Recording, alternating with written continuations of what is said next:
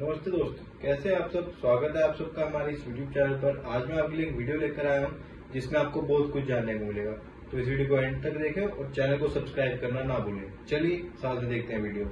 यहाँ पर इससे पहले मैं रोहित की तरफ चलूँ, मैं सबसे पहले ये बता दूं कि ये जो हमें मैसेजेस आते हैं ना कि जी आईएसआई एजेंट हैं और इनको इनके साथ शो मत करो, इनको बुलाओ नहीं सर, इनमें से आधे से ज्यादा लोग हैं ना वो पाकिस्तानी हैं, पाकिस्तान में बैठ के और ये इंडियन आईडी बनाकर आज भी मुझे 3-4 लोगों ने जो है, बल्कि 2-3 दिन से बड़ी ट्विटर के ऊपर ना अजीब अजीब किस्म की बातें लिख रहे हैं। जब मैंने उनको चेक किया तो वो पाकिस्तानी ही निकले।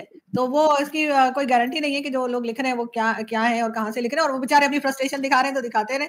लेकिन ये जरूर है कि अब लोगों के पास अकल है, उनको मेरे ख्याल है थोड़ी बहुत लोगों के पास दिमाग है कि वो सोच सकते हैं कि कौन कहाँ से फंडेड है और क्या है क्या नहीं है। लेकिन खैर शुक्रिया कि रोहित जी कि आप आए, और यकीनन आप कहीं बाहर गए हुए थे। मैंने सुना कि कोई आप और अभिषेक मिश्रा साहब दोनों जो ड्रोन हमने फेंके थे उनका मलबा जमा करके बेच रहे हैं आप लोग, मैंने ये सुना है। वो बेच रहे थे ना, क्या नाम है उनका, किसने, वो आपके डिफेंस मिनिस्टर ने ट्वीट किया था ना मैं बेचूंगा। तो यार वो डिफेंस मिनिस्टर जब लेके जा रहा है, वो एक डिफेंस मिनिस्टर है यार, मैं और अभिषेक जी दोनों बेचारे यूपी के गरीब लोग, क्या कहां से साला ड्रोन का मामला भेज देंगे, हमारी औकात ही नहीं। और यूपी से, सॉरी आपकी बात है, यूपी से मुझे एक चीज याद आई, क्योंकि मैं खुद भी यूपी से, मतलब मेरे पेरेंट्स यूपी साइड से थे, तो इसलिए जो बार बार जो हमारे बड़े अच्छे दोस्त हैं उनके ऊपर जो एतराज हो रहा है, तो मैं बताऊं कि वो जो जबान उन्होंने इस्तेमाल की ना, वो हम लोग यूपी में आम सी बात है, हम लोग करते हैं। ये मेरी गरीबी की चिंता ये आप लोग तक कैसे पहुंची? मैं तो बहुत छुपाने की कोशिश की है। अच्छा, आप यहाँ बैठ के अपना मोबाइल दिखा के रोएंगे कि आपने आईफोन ले लिया है और उसके बाद आपके पास जहर खाने का पैसा नहीं रह गया, तो क्या लोगों को पता नहीं लगेगा? नहीं, उसके बाद जहर खाने का ही पैसा रह गया था, वो खाया नहीं मैंने, वो बात अलग है। मैंने तो सुना था आईफोन के साथ जहर फ्री आ रहा है, अगर कुछ ना बचे तो खा लेना इसे, ऐसा भी है क्या? तो आप लोगों ने वो नहीं लिया, आपने लेटेस्ट मॉडल ले लिया ना। लेटेस्ट मॉडल के साथ दो आते हैं, एक जितनी भी करे लेटेस्ट लिया यार, आईफोन 6 लिया मैंने, लेटेस्ट लिया। फिर तो उसके साथ दो ऑप्शन आते हैं ना, एक किडनी बेचने का ऑप्शन आता है और दूसरा उसके साथ आता है वो ऑप्शन जहर खाने का। तो आपने कौन सा चूज किया था? किडनी? अच्छा, किडनी बेचोगे ना। मिला नहीं मुझे, मैं आपको सुबह फोन कर रहा था, आप उठाए नहीं, मतलब किडनी का कोई मिला ही नहीं कि जिसकी मैं बेच करके वो ले पाऊं, तो मैंने जहर वाला ले लिया। अच्छा, एक चीज, बनारस के लोगों की मतलब ये टैलेंट कभी नहीं जाएगा ना कि किडनी बेचनी। अच्छा, किसकी बेचूं? अबे अपनी बेचनी होती है आईफोन खरीदने के लिए। मुझे तो मिला नहीं जिसकी बेच दो। साला अगला आदमी अपनी बेच के दूसरा आईफोन नहीं खरीदेगा। Good, very good. जैसे युद्ध विराम बहुत बढ़िया, सीजफायर और ceasefire at a good note. और ये सबसे बड़ी चीज है कि अब एक बात तो आप मुझसे लिखवा लीजिए कि दोनों कंट्रीज अगले 10 साल तक टेंशन में नहीं है। ये तो बहुत प्यारी चीज थी। दोनों कंट्रीज टेंशन में नहीं होंगे। हाँ, एक तो गाली दे देंगे एक दूसरे को।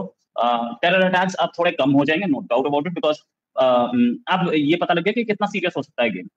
तो टेंशन बढ़ेंगी अब, क्योंकि जब भी कभी हमने देखा है कि इस तरीके की टेंशन होती हैं, तो उसके बाद एक चीज तो साफ होती है कि जितने भी शरीफ है, ये जितने भी बदमाश है पाकिस्तान में, सारे के सारे ठीक कर दिए जाएंगे। और वहां से रावलपिंडी से एक आदमी आके इस्लामाबाद बैठ सकता है, हिस्ट्री बताती है ऐसा हुआ है। तो अगर आके बैठ जाए तो आप चिंता मत कीजिएगा। नहीं, हो सकता है कि रावलपिंडी से आदमी पहले ही रात में पकड़ ले, क्योंकि 3 महीने करगिल वॉर के बाद 3 ही महीने लगे थे, तो ऐसा हो सकता है। और तीसरी चीज, एक बहुत इंपॉर्टेंट चीज जो है वो ये है कि इसके बाद जब भी कभी इंडिया और पाकिस्तान टेंशन बढ़ती है, उसके बाद या कहीं वॉर के आसपास पहुंचते हैं, उसके बाद रिलेशंस बेटर होते हैं, वीजा खुलता है, ट्रेन चलती है। तो अब वीजा, ट्रेन, ये सब तो आएगा, बॉर्डर से ट्रेड शुरू हो जाएगा। ये काम अब जल्दी देख लेंगे आप, मतलब इन द सेंस कि आप अगले 2 साल में देखेंगे।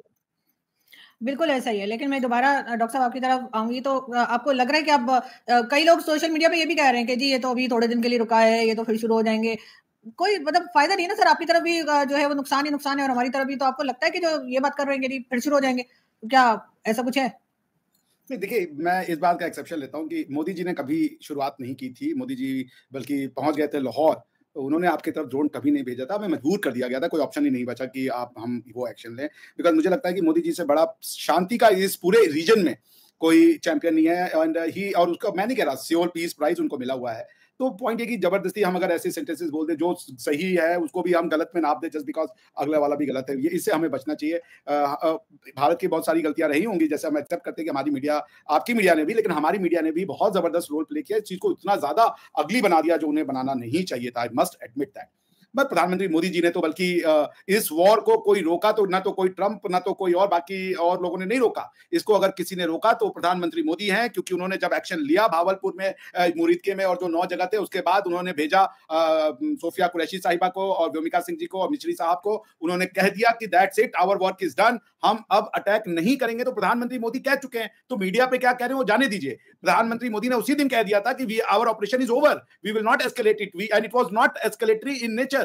पूरा एकदम कोई एम्बिग्विटी, जिसको कहते हैं best drafting ever, there was not even a single, there was not any room left for ambiguity या डाउटफुलनेस। नेवरदलेस देखिए, ये बात जो आपको समझनी पड़ेगी कि हम पाकिस्तान के साथ कोई रिश्ता भले ना रखना चाहे, लेकिन वॉर करने के हम पक्ष में नहीं है, ठीक है ना। वो वॉर के पक्ष में भारत का कोई भी आदमी नहीं है, और ना ही प्रधानमंत्री मोदी ने कभी वॉर की शुरुआत करी, बल्कि वो तो रशिया पे न्यूक्लियर वेपन रोकने के लिए वो वॉर करे थे। और देखिए, आपको भी जैसे फकर भाई ने बहुत अच्छी बात कही, इसलिए मैं फकर भाई को अपनी फैमिली मानता हूँ। देखिए, ये बात जो है ना, क्या डैनियल पर्ल की हत्या करने वाला, सारी दुनिया में वाहवाही की गई प्रधानमंत्री मोदी की कि डैनियल पर्ल के हत्यारे को मार करके उसकी फैमिली को उन्होंने एक जस्टिस दिलवाया। ऑपरेशन सिंदूर में सिंदूर सिर्फ भारतीयों का ही नहीं, उस जूइश लेडी का भी जो 8 महीने की प्रेग्नेंट थी, उसकी पति की हत्या कर दी गई थी गर्दन रेत करके, वो आदमी भी उस भावलपुर के अटैक में मारा गया। क्या ये सभ्य समाज में आरजू जी होने चाहिए? क्या हम एक पेंट में पोत ब्रश कर देंगे प्रधानमंत्री मोदी को और सबको? क्या ये सभ्य समाज के लोग हैं? हम तो कह रहे हैं आप हमसे आगे जाइए टेक्नोलॉजी में, नॉलेज में, स्टडीज में, एजुकेशन में।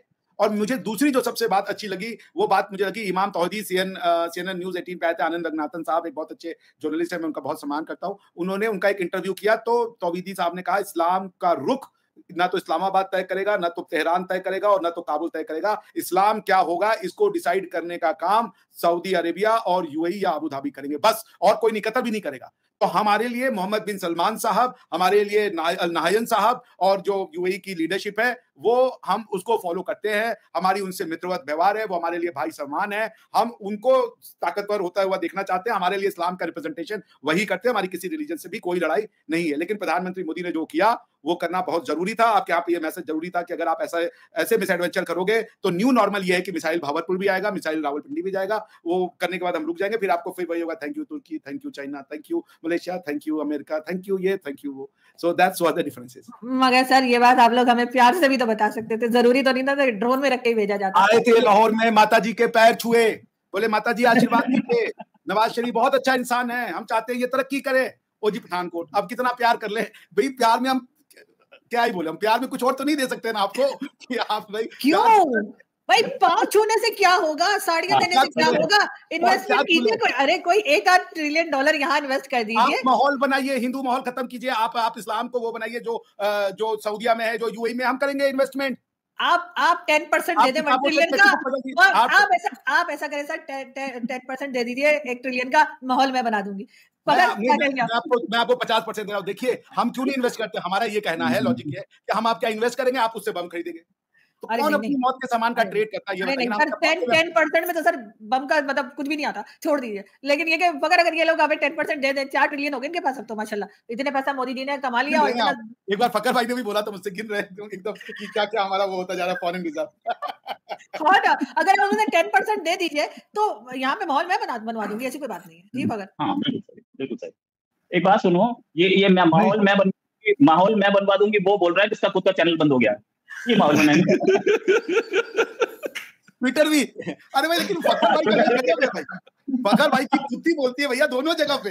देखिए वो फर्क, फील द डिफरेंस ना सर, फील द डिफरेंस, ठीक है भाई। एक बात है, मान गया भाई, मतलब now I am feeling very proud कि मैं फकर भाई के शो में आता हूं। भैया इनको कोई बैन नहीं करता, इनका अलग ही हिसाब किताब चलता है। वो मोदी साहब जानते हैं ना मुझे, मोदी साहब जानते हैं मुझे, वो मतलब वो पता है उनको यार, मगर सब सही का वाकई में ना सुन ले। अरे अलग है, on a lighter note, on a lighter. यार मैं तो मानता हूं यार, सबके बंद किए गए, लेकिन इनका नहीं बंद किया। बिल्कुल जानते होंगे ना कि भाई फकर करवाना चाहते हैं। नहीं मैं कोई नहीं, वो देखें मेरे ख्याल में ऑनेस्टली कह रहा हूं, मैं फकर भाई को अपना भाई समान मानता हूं। मैं इनको बहुत यकीन करें, बहुत शुक्रिया। पता है डॉक्टर साहब, मसला किस चीज का है? हम बात कर रहे हैं इन्वेस्टमेंट और इन चीजों की। यकीनन इस रीजन को ना, इस रीजन की मैं जब बात कर रहा हूं तो इस रीजन में पाकिस्तान और इंडिया की बात नहीं कर रहा मैं, अफगानिस्तान, ईरान, बांग्लादेश और ये बाकी सारे जितने भी हमारे साउथ एशियन कंट्रीज हैं, साउथ एशिया के, इन सब की बात करूं। अगर ये चीजें हो ना तो बेहतर ही हो सकती। इन 2-3 दिन में जो टेंशन क्रिएट हुई, ठीक है, इंडिया ने अपने तरफ से जो कुछ करना चाहा वो किया, पाकिस्तान ने अपनी तरफ से किया। बट क्या हुआ? आप इसका यानी लोग कह रहे हैं ना यहाँ पे जी $2 अरब का नुकसान हो गया जी, $3 अरब का नुकसान। मैंने कहा यार $2 अरब, $3 अरब को छोड़ दो। आपका जो इधर इस रीजन का जो सबसे बड़ा नुकसान हुआ है वो ये है कि भाई अगर हिंदुस्तान के अंदर कोई इन्वेस्ट करने आता है या जो चलो थोड़ा बहुत पाकिस्तान में इन्वेस्ट करने आता है, तो उसको ये पता चल गया कि भाई ये तो किसी भी बात के ऊपर लड़ाई शुरू कर देंगे। कोई पता नहीं है भाई कल को मतलब एक दूसरे के ऊपर, दोनों न्यूक्लियर पावर भी है, दोनों के पास मतलब छोटे बड़े हर किस्म के मिसाइल्स भी हैं, जहाज भी हैं, तो ये तो चढ़ दौड़ेंगे, हम फिर क्या करेंगे कल को? यकीन आप करें कि ये जो नुकसान हुआ है ना, मेरे ख्याल सबसे बड़ा नुकसान, और ये मैं कह रहा हूं कि ये न सिर्फ हिंदुस्तान का हुआ है, न सिर्फ पाकिस्तान का हुआ, ये पूरे इस रीजन का हुआ है। तो गालिबन हमें उसके ऊपर भी थोड़ा सा सोचने की जरूरत है। सिर्फ ये नहीं है कि इंडिया का अगर कुछ मतलब अगर मैं कहूं जी कोई जहाज का नुकसान हुआ जी, किसी जगह पे अगर मिसाइल गिरा उस जगह, वो नहीं है। इंसानी जिंदगी के तो कोई मतलब कोई पैरेलल नहीं है। बट जो आपका ये जो हमारा ये रीजन है, वैसे यहाँ पे हालात अक्सर खराब रहते, कभी अफगानिस्तान की वजह से, कभी पाकिस्तान, कभी क्या कभी पाकिस्तान और इंडिया के दरमियान चीजों की वजह से। अब देखें आईपीएल अगर रुका, क्यों रुका? आईपीएल इतने सालों में कोविड की वजह से सिर्फ यूएई में खेला गया था गालिबन। इसके अलावा तो कभी भी आईपीएल ये नहीं हुआ कि आईपीएल कहीं और मतलब रुका हो, या कभी हमने नहीं देखा इन 10 12 15 सालों में। क्यों रुका? जंग की वजह से। पाकिस्तान का पीएसएल क्यों रुका? जंग की वजह से। लोग यहां से और वहां से भी यकीनन निकले होंगे, क्यों? जंग की वजह से। क्यों? उनको पता है कि भाई अगर डॉक्टर अभिषेक मिश्रा साहब हो, फखर यूसुफजई हो, रोहित शर्मा जी हो, आरजू काज़मी, हमने तो इधर ही रहना है, जो मर्जी हो, अच्छे हालात हो, बुरे हालात हो, लेकिन हमने रहना है इस्लामाबाद में, दिल्ली में, कहीं पे भी। इन चीजों को देखें, हमें थोड़ा सा ना देखने की जरूरत है। मैंने कहा कि हमने कर लिया ना दोनों का, मतलब वो जिसे कहते हैं कि थोड़ा सा दिमाग अब ठंडा हो गया मेरे ख्याल में, क्योंकि जब भी ये लड़ाई होती है कहते हैं गुस्सा आपका शायद मैक्सिमम 3 मिनट से ज्यादा नहीं रहता ह्यूमनली। अगर मैं गलत हूं तो कोई बिल्कुल मुझे करेक्ट कर सकते हैं। उसके बाद नहीं होता, बट द थिंग इज कि उसके बाद क्या चीज होती है, आपका मेरा दिमाग, अगर हम किसी के साथ वैसी लड़ाई करते हैं तो फिर हम चीज को छोड़ देते हैं, रुक जाते हैं। और जिस तरह रोहित साहब ने कहा कि जी अगले 10 साल, मैं कहता हूं कि मतलब खुदा करे कि ऐसा हो कि हम मतलब 10 साल जो है हम सुकून से दोनों कंट्रीज रहें, कोई वहां पे भी कोई ऐसी गड़बड़ी ना हो। ठीक है, इंटरनल मसले अपने अपने, इंटरनली वहां पे क्या हो रहा है, इंटरनली मेरे यहाँ क्या हो रहा है, वो ठीक है, अलग चीजें।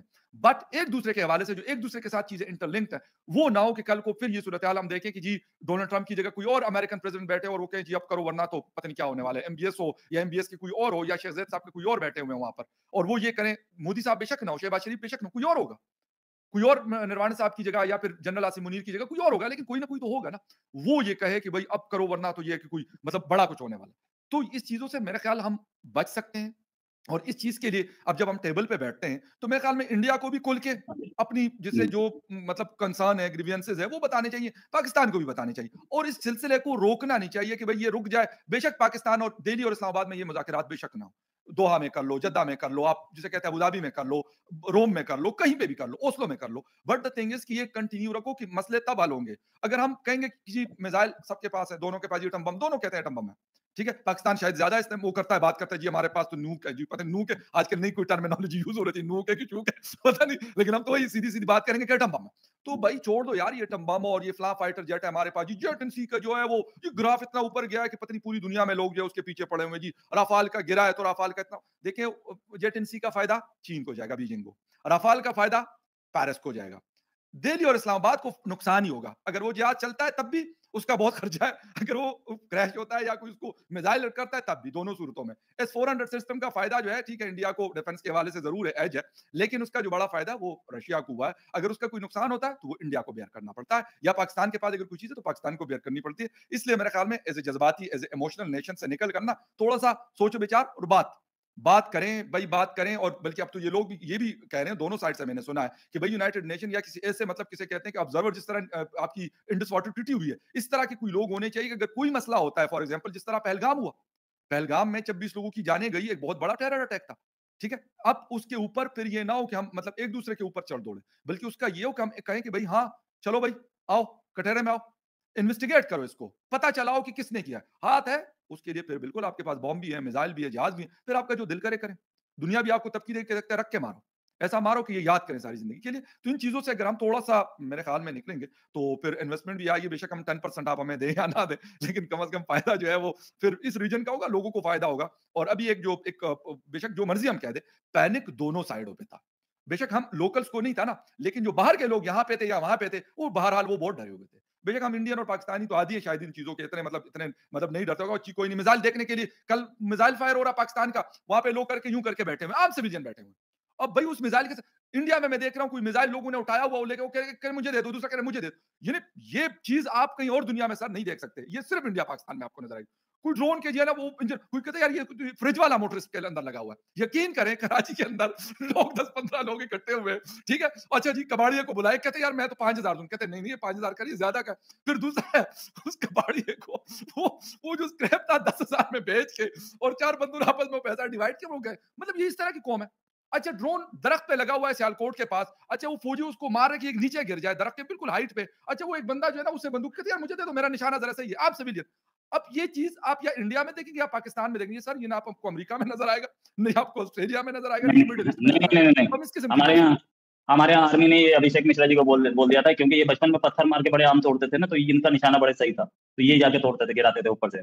ये वो हमारे यहाँ ऐसा नहीं है कोई बंदूक से चलाया, अभिषेक मिश्रा जी गोली वेस्ट नहीं करते मुझ पे। नहीं देखिए, मैं यहाँ पे ये भी जोड़ता चलूं कि देखिए फखर भाई से मैं बिल्कुल सहमत हूँ, लेकिन वॉर तो कोई सोल्यूशन नहीं होता। रशिया और यूक्रेन वॉर में है, आधे से ज्यादा जनता साफ हो गई, लोग मिल नहीं रहे लड़ने के लिए।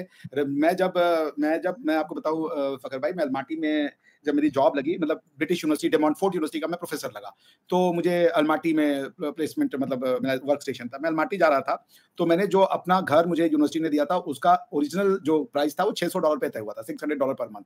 जब मैं वहां पहुंचा वो $1100 हो गया। क्यों?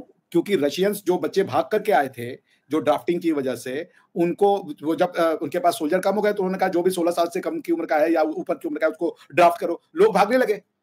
तो उसके बाद जो है वो वहां पे उनको उनकी फ्लडिंग की वजह से अलमाटी या कजाकिस्तान में,